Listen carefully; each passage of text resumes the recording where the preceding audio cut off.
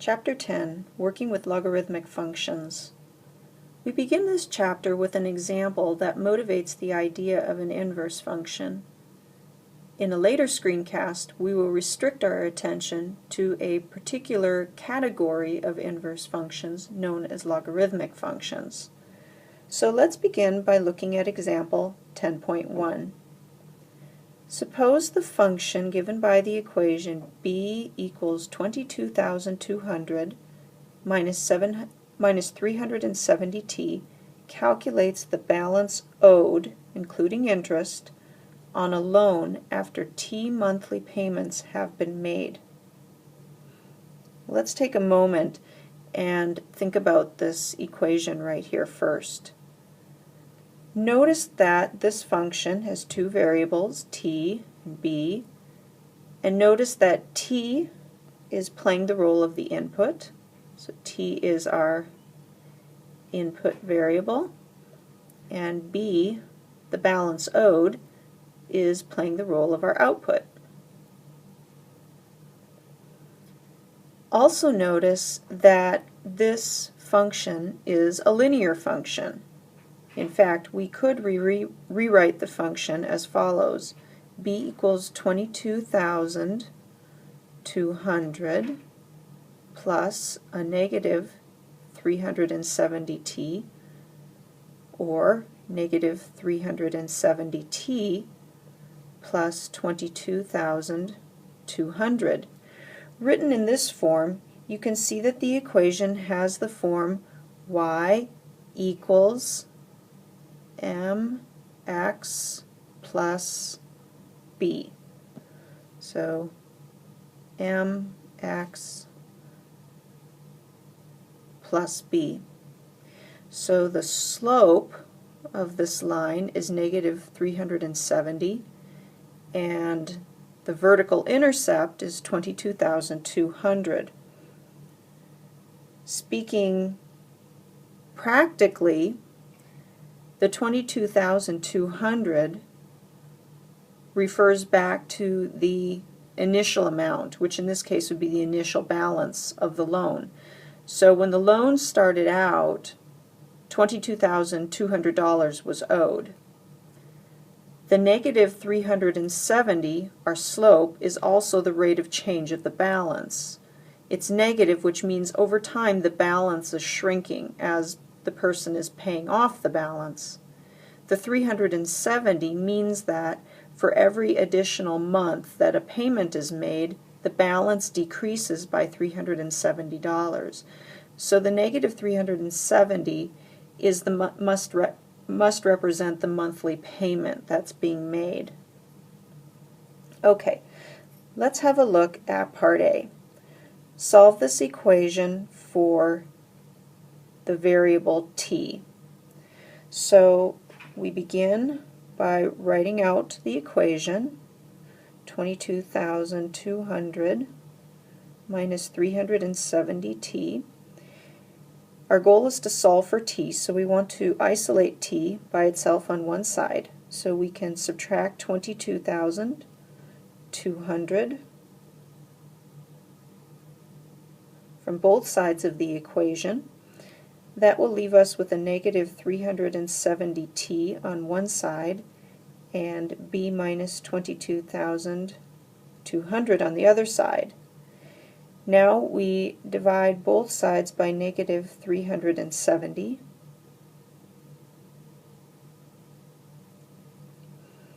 And when we do so, the negative 370s divide out, and t is now by itself. We have one t equaling b minus 22,200 divided by negative 370. So now we have the variable t solved for in terms of the variable b. Okay, let's have a look at part B. You created a new function in part A called an inverse function. So this is the function here that we're calling an inverse function. what letter represents the input variable of this function, and what variable represents the output? And also, is the function linear? Well, if we go back and we look at this new function we created, you can see that the input variable is now b and the output variable is now t. So the input is the variable b and the output is now the letter t. Is this function linear? Well, we ask, does this function have the form y equals mx plus b? Well, let's see. If we take this equation, let's see if we can rewrite it in an equivalent form. We can start by taking the fraction, this one large fraction, and splitting it into two fractions. We've done this before. We can rewrite this as b divided by negative 370 minus 22,200 divided by negative 370.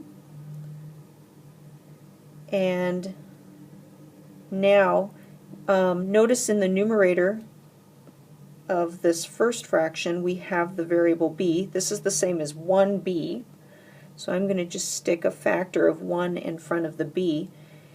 And recall that we can take the variable b and set it off to the side. So this is the same thing as negative 1 over 370. And recall, we've talked about how you can place the negative in a fraction, either in the denominator or the numerator. And we can multiply this by b. In the second part over here, we're subtracting a negative quantity, so we're really adding 22,200 divided by 370, that fraction.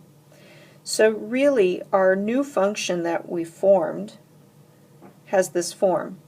The t is like the y, the m is like the negative 1 over 370, the capital B is our input variable, that's playing the role of the x, and our fraction 22,200 divided by 370, that's playing the role of the b.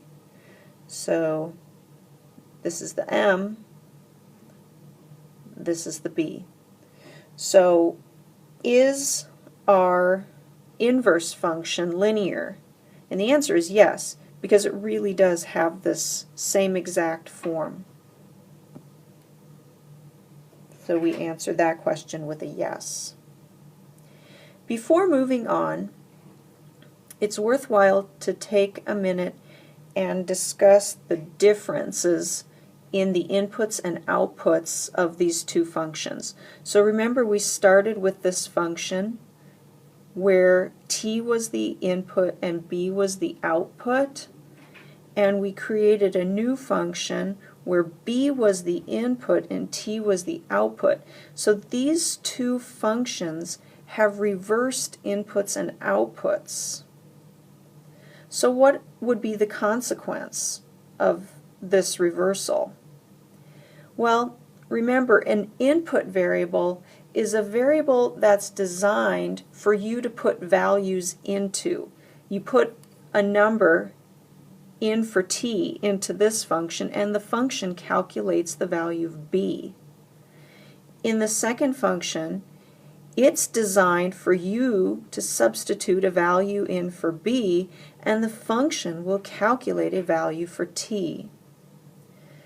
From an applied perspective, this top function is designed to calculate the balance owed. You provide the time in months, and the function will calculate the balance that is owed after that amount of time. This function is designed to calculate how much time it will take to accomplish a certain balance.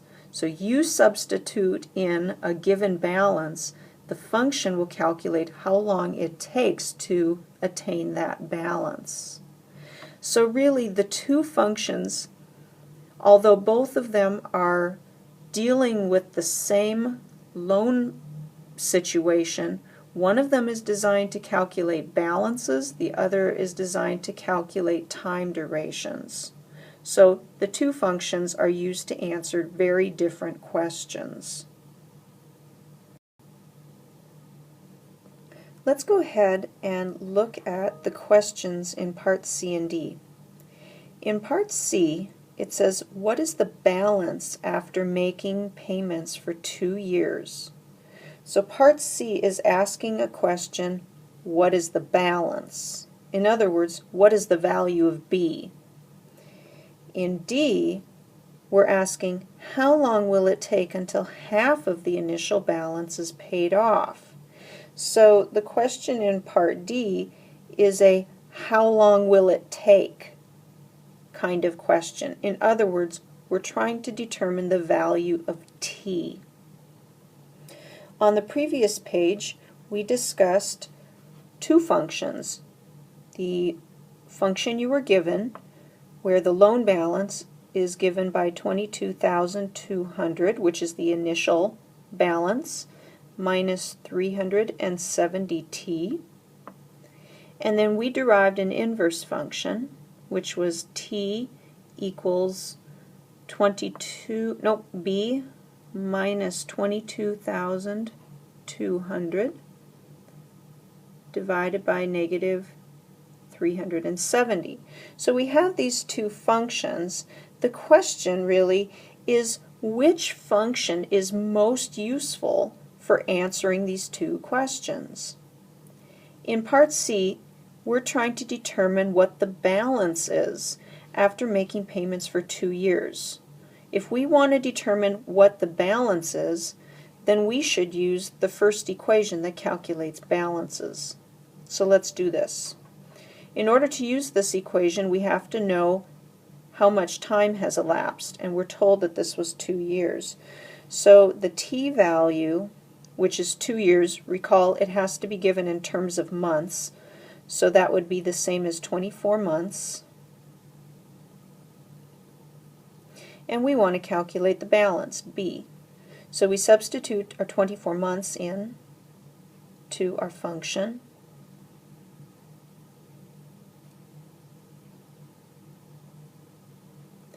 And we arrive at 13,320. And what that means is that we have a balance of $13,320 after 2 years. Now let's look at Part D. How long will it take, in other words, find T, until half of the initial balance is paid off? Well, if you'll recall, the initial balance was $22,200. Half of that would be $11,100. So we want to know how long will it take until we have a balance that is $11,100. We want to know how long that will take, T. So in order to calculate T, we use our inverse function. We substitute the 11,100 into our inverse function, and we arrive at 30. So in other words, it will be 30 months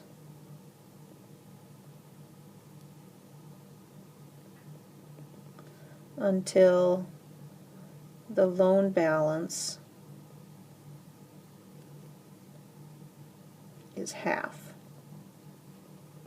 of the initial balance.